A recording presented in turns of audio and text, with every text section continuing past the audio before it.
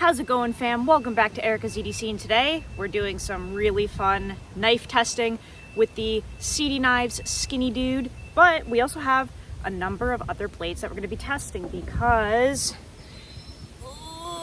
I have a big bowl of fresh chicken gizzards to process, guys, and gizzards are a little tough to process. They're very gritty and leathery, and when you're cutting through them, especially on a plastic table like we have here today, it can be a little bit tough on an apex. So we're gonna do some testing today on ProCut 52100 and 1V. I find that they're all fairly similar in use, but I just wanna use them side by side, see how they do. It is very windy and cold, very cold. So apologies if the audio is trash, but let's just get into this, guys. I'll show you kind of what our setup is here. And the table is gonna look dirtier than it is. It is wiped down, it is sanitized, it's outside, so it just is very weathered, okay? But it is clean. No, I don't wear gloves, I'm not a pussy. So we've got probably at least 5 pounds of fresh gizzards here. And what I have to do is cut them up to bag, and the dogs will not eat them whole like this. It is kind of a choking hazard too, because they gulp everything so fast. So everything gets cut up really small into, you know, look at this, these are like huge chunks. So we're gonna be using the Skinny Dude today, the test knife of October, but we're also going to be using the Duckhead Forge Chum in ProCut. This is a really big blade we haven't gotten to use yet. We're gonna do some work with the JB Knifeworks Mini Layman in ProCut. We also have the Rowland Cutlery Bobcat in ProCut. Beautiful. And lastly, we have the Duckhead Knives 3-inch belt knife in 52100, but this is heat treated by Seedy Knives, heat treated by this feller, and really thin and slicey. This one's 3000 BTE. So let's just get to cutting here and see how each one feels. Again, so sorry for the audio, but this is like an outdoor task. It is what it is. If I do it inside, the dogs are all annoying, and it's kind of just gross anyway, so. Okay, I need to get a bag ready. This is gonna wanna blow away on me, I can already tell. All right, so let's get to cutting.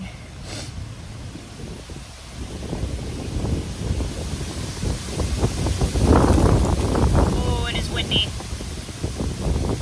So the Skinny Dude is perfect for this kind of stuff. This is exactly what it excels at.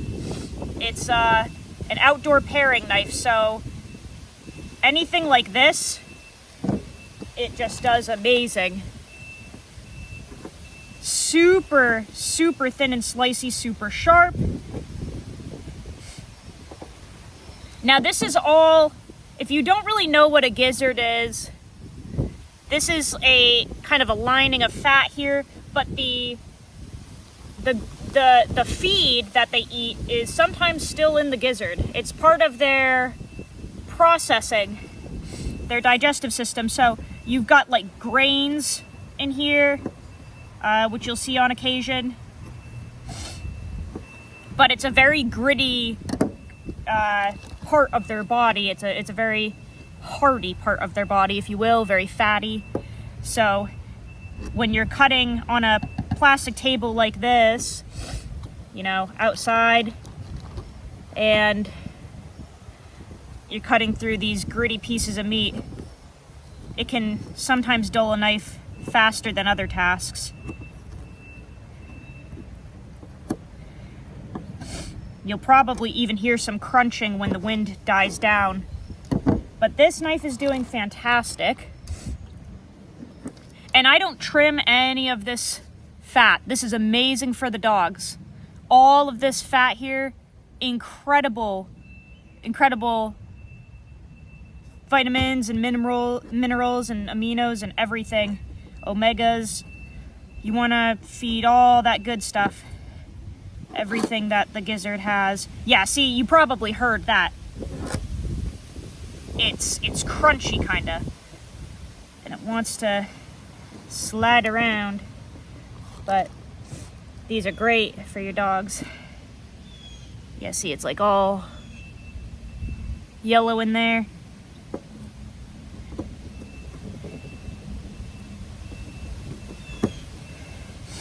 But the dogs love to eat these. Like I said, they just don't like when it's the full thing because they can't even really gulp it down. It's just an awkward size.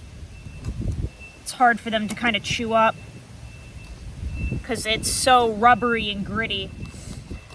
So the skinny dude excels at this, absolutely excels. Let's try the chum from Duckhead Forge. This is the largest knife in the lineup. Oh my, that just, watch, that just like literally zero effort. That just melts through. My stutter is ridiculously bad today, guys. Sorry about that. But this one just zero effort.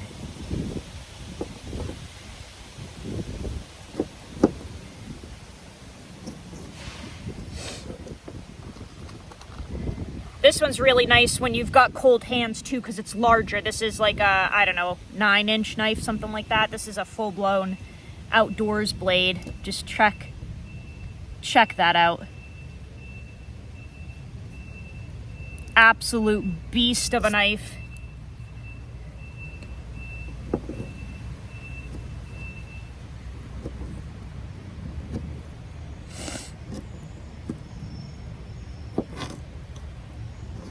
So this one's doing great. Now, one of the reasons I wanted to do this video was because there are actually two major reasons. Number one, I just watched a video from Green Beetle where he tested ProCut and it basically bombed his testing, which blew my mind because I've had nothing but fantastic results with ProCut. It bombed his edge retention, like bad. So I don't know what happened over his way, but I wanted to just kind of show, you know, not that this is going to really show edge retention, but like, I love ProCut. It's one of my favorite steels. I've had fantastic results with it. I was really bummed that he did not have the same experience, so I just wanted to show some ProCut blades that I, you know, love, and I really like this steel. I think it has great edge retention, actually. I'm really bummed that his didn't, and I don't know what happened, but yeah, that kind of inspired me to, you know, crack out some of my ProCut blades, but also our beloved Pete from Cedric and Ada, the one and only, the Pete that we all love, and even if you're straight, you love him a little more than you should. We all know that. Even if you're gay like me, still love him. Man, Pete made an awesome video about the state of the knife community, how people just buy. They don't even, you know, they don't even need the knives that they buy. A lot of knife tubers are telling you 5 times a day what new knife you need with your next paycheck. It's kind of just a mess, you know, and I've never really done that whole thing. I've never been one to be like, you need this and this and this and this, like 8 times a week. You guys know my channel is dedicated to showing off custom makers that deserve your money, that, you know, this is like a lifetime knife. This, you buy this, you're good. You know what I'm saying? Like, that's kind of what my channel is about, is not the latest and greatest, not production knives, not production folders and fidgety shits. I am devoted to showing smaller custom makers that really do deserve your money, and not showing the latest and greatest trendy crap. Still razor sharp. So Pete kind of, you know, inspired me to make this too, because I make these videos all the time, but I just like actually showing the knives being used. Guys, how many videos do you watch where the knife has never been used and it's getting a full ass review? You know what I'm saying? Like, you know, hate me if you want, that's fine, but it just, I think it's so much better to show these knives actually getting used and talking about it as you're using them and giving a real use review, you know, because there's just, the market is saturated with just the same trendy, fidgety crap that we don't actually need, you know? So I really like to show what the knives are capable of, what they're good at, what they're not good at. This one, you know, is doing absolutely amazing. It'd be hard for a knife to not do so great at this, but we can test different ergonomics, just see kind of how the edges hold up with a task like this. This one should be pretty nice because it's got a nice little blade. Oh yeah. Razor sharp.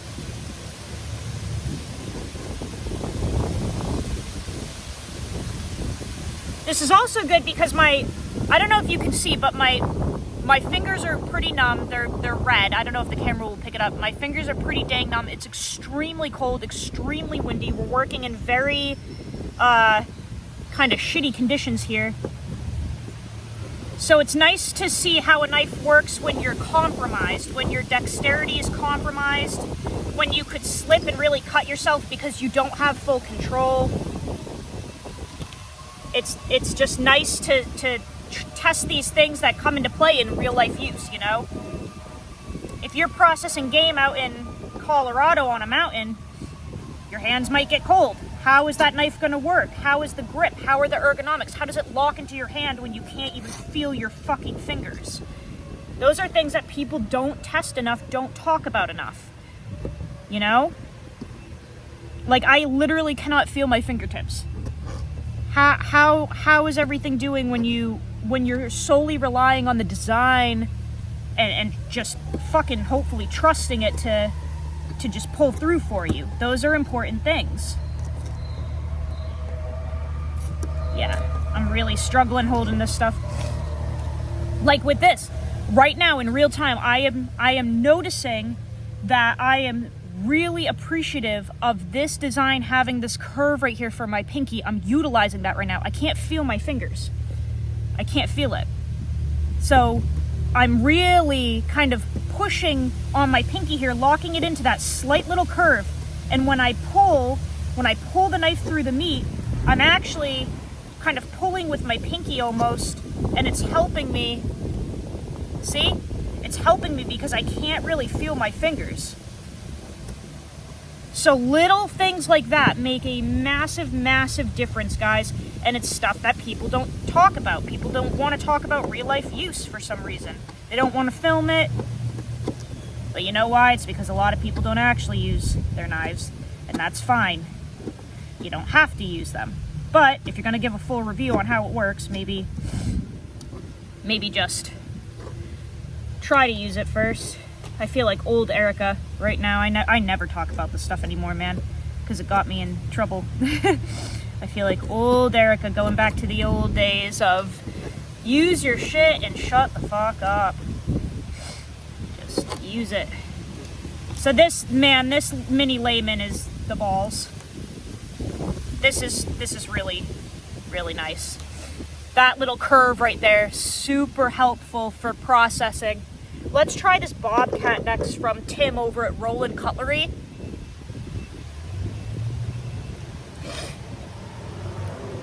This feels nice in hand. It's got that same curve, wicked helpful.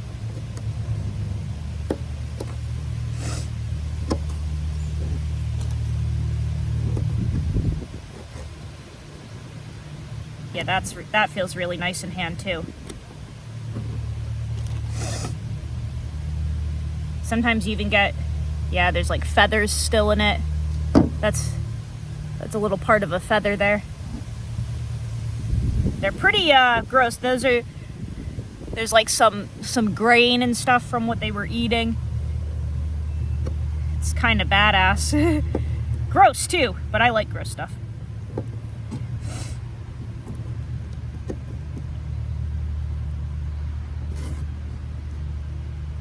All of these are doing amazing, absolutely amazing.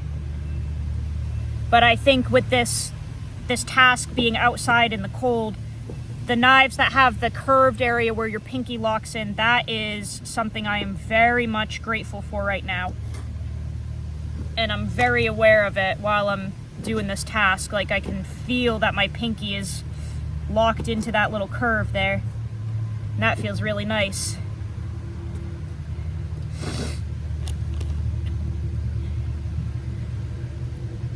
I'm hoping this video doesn't rub anyone the wrong way. I'm not, like, it's not to talk shit about anyone or make people feel like shit that don't use their knives. It's just that consumerism, obsessive marketing, obsessive buy stuff that drives me nuts when people don't even actually use their knives, you know? It's just, it's like, why? You could spend that money on so many other beneficial things for yourself.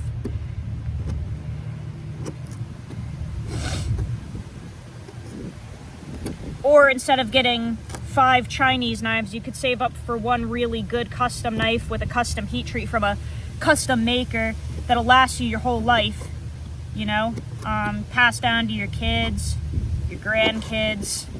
It like an heirloom piece that actually has soul to it, that wasn't just made in a factory, you know? I'm a huge fan of stuff that means something, I guess, you know? Oh, that one is nasty. But I don't know. Somebody had to say it. Pete, thank you for making the video that inspired this, but Pete said it way nicer than I did. Because he's perfect for us and we love him.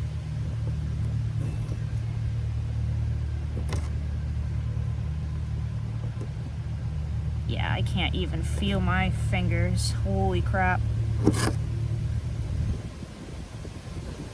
This one's doing awesome. Really, really good. They're all doing great, man.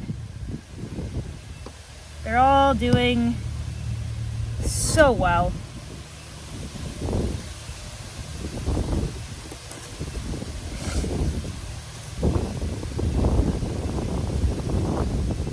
All right, let's try the, oh, my back is hurting from standing over this thing. Let's try the 52-100 belt knife from Greggy. I've used this one before on the channel, but not for this particular task. This one I think I need to sharpen though, so if it, no, it's actually still good. I do need to throw this on the stones, so if it seems a little more dull than the rest, it's because it is. But still is going through like a champ at 3000 BTE. Nice hard 52-100 heat treated by the king of heat treat, Mr. Scott Larimore. The king of bushcraft heat treating, I should say. There's multiple kings in the community, but he's on the bushcraft side, and he is the OG of proper heat treats over there, man. His stuff is ridiculous.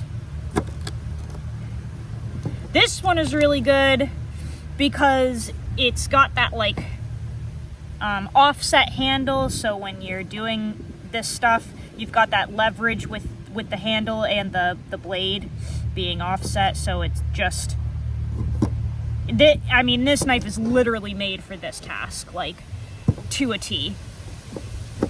It really reduces hand fatigue.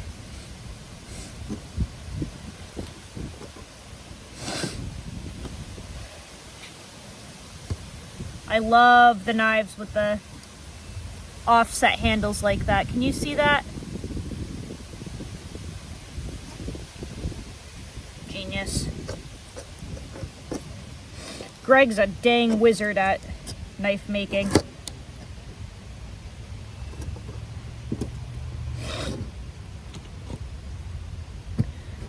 But yeah, hopefully you guys, you know, enjoy this. I might turn off the camera before I finish because it's just the same thing over and over. And we're only halfway done. so many gizzards to process. But I just want to, you know, hop on here and just show you some real use. Even though, you know, how many people are cutting up gizzards on a table in their backyard? Probably none. But you can relate it to hunting. You know, if you're looking for a new hunting knife and you're like, hey, I wonder how ProCut does in a hunting knife, or hey, I wonder how this model does in a hunting knife. Well, this is the same exact stuff that you'd be doing with game processing for hunting. You know, you're typically, I don't know, I've processed game on a truck bed. It's about the same material as this, just that hard plastic. You usually have like a table set up in a garage or a barn while you're doing the vacuum sealing. Pretty sure that's a piece of wood. There's a couple of those in here. Yeah, I think that's wood or hay.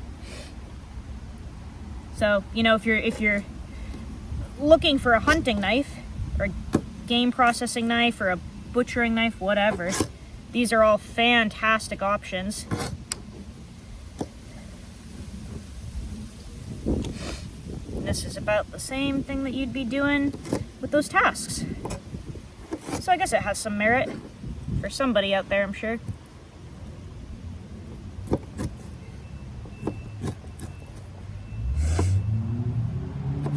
But I guess I'll turn this off so you guys don't have to listen to me bitching anymore. But all of these did absolutely amazing. I don't think I could really pick a favorite. They're all wonderful. They're all absolutely wonderful. So I'll link all of these makers below. You could check out their work, put in an order with them if you want, or even just go, you know, give them a follow on Instagram. Even that is supportive. Going over and sharing some of their work to your story, telling other people, like that's what we need, is community work here. Even just word of mouth really helps if you can't place an order right now. So I'll link all of these makers down below, but I'm gonna turn this off now. Guys, I hope that you enjoyed that. Check out Deer Rock Knives, check out Rowland Cutlery, check out JB Knifeworks. He's one of the 3 owners of Pop's Knife Supply. Check out Duckhead Forge. He's the manager over at Pop's Knife Supply. Dusty is. And check out Seedy Knives over on Instagram. But I'll see you guys on the next video. Let me know what you think in the comments down below. Go use your shit. Learn how to sharpen your knives. See you guys so soon. Love you so much, fam. Take care.